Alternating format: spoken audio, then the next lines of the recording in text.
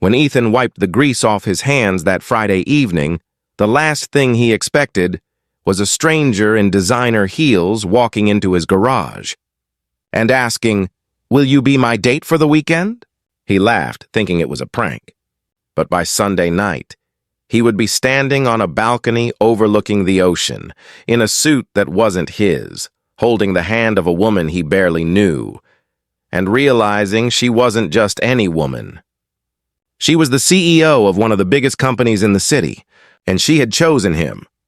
Before we dive into this beautiful, life-changing story, don't forget to like this video and subscribe to our channel, Hopeful Stories, where every story reminds us that life can surprise us when we least expect it. Now let's begin. The clock read 6:45 p.m. as Ethan wiped his hands on a rag, staring at the dented hood of the car he'd been fixing since morning. Another long day in his small-town garage. The smell of oil and gasoline filled the air, mixing with the faint sound of an old radio playing a country song. He was about to close shop when the sound of high heels echoed against the concrete floor. Ethan looked up, frowning. People like that didn't come here. A woman stood in the doorway, tall, confident, and beautiful in a way that didn't belong to this dusty place. Her hair was pinned neatly, her white blouse spotless, and her car, a sleek black Mercedes, stood outside, gleaming even in the fading light. "Hi," she said softly, almost shyly. "I think I need your help." Ethan wiped his hands again, a little nervous now. "Sure thing. What seems to be the problem?" She smiled faintly. "Not with the car. With me?" He blinked, confused. "Excuse me?" She took a deep breath. "This might sound crazy, but I need someone to pretend to be my date for a weekend event. It's a charity gala. My family will be there, and I just can't show up alone again." Ethan stared at her, certain she was joking. "You want me to go with you? I'm a mechanic, not some fancy guy in a tux." Her lips curved into a small smile. "That's exactly why I'm asking you." Something about her tone made him pause. There was sadness behind that smile, something she was trying to hide. After a moment, he shrugged. "All right, why not? But I don't even have the right clothes for a gala." She grinned. "Don't worry. I'll take care of that." And just like that, his weekend and his life took a turn he never saw coming. Saturday arrived faster than he expected. Ethan barely recognized himself in the mirror, crisp suit, polished shoes, and a nervous energy he hadn't felt in years. The woman who had introduced herself as Clara picked him up in her luxury car. As they drove toward the city, she looked out the window most of the time, lost in thought. He finally asked, "So, why me?" She hesitated. "Because you don't know who I am," he frowned. "Should I?" She smiled, but it didn't reach her eyes. "No. That's what I like about this." The mansion where the event was held looked like something out of a dream. Glowing chandeliers, people in elegant gowns, laughter echoing across marble floors. Ethan felt completely out of place. "Just stick with me," Clara whispered. "Don't let go of my hand." For the rest of the evening, he did exactly that.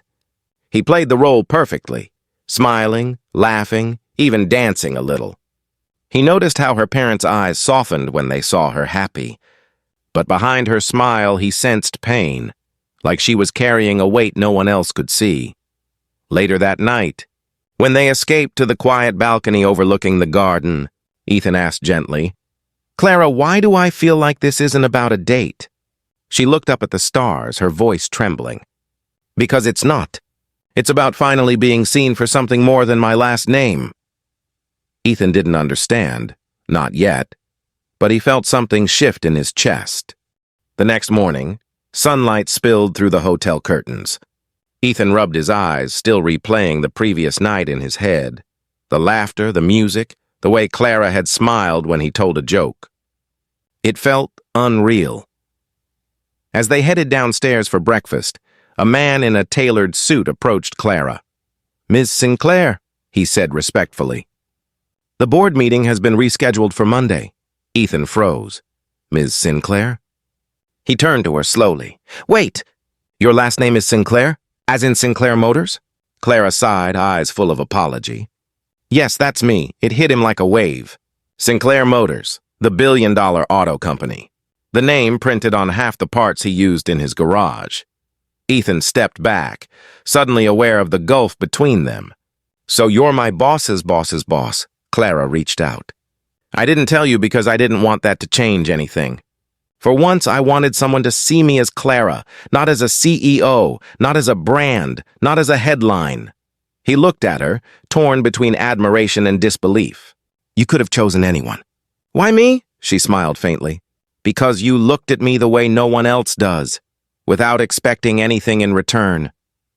For a long moment, neither of them spoke. The air between them was thick with emotion, unspoken words, and something neither of them could name. That afternoon, when the gala ended, Clara insisted on driving him back home. The road stretched long and quiet, both of them lost in thought. As they reached the small garage, Ethan turned to her. "You're not who I expected you to be," she chuckled softly. "And you're exactly who I hoped you'd be," he smiled, shaking his head. "So what happens now? You go back to your skyscraper, and I go back to fixing cars?" Clara looked out the window, then back at him. "Maybe. But maybe I'll stop by sometimes when my car breaks down." Ethan laughed, the tension melting away. "Just make sure you don't fake it too often." Her laughter joined his, warm, genuine, free. Days later, as he stood in his garage, the same Mercedes pulled up again.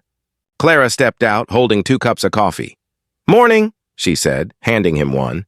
He grinned. "Car trouble?"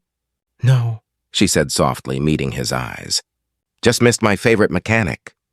And in that small, dusty garage, 2 worlds that never should have met found something money could never buy. Connection, kindness, and a love that didn't care who was rich or poor. Sometimes love finds us in the most unexpected places, a garage, a conversation, or a single brave question. Will you be my date for the weekend? If this story touched your heart, please like this video and subscribe to our channel Hopeful Stories, because here, every tale reminds us that hope is real, love is simple, and kindness always finds its way home.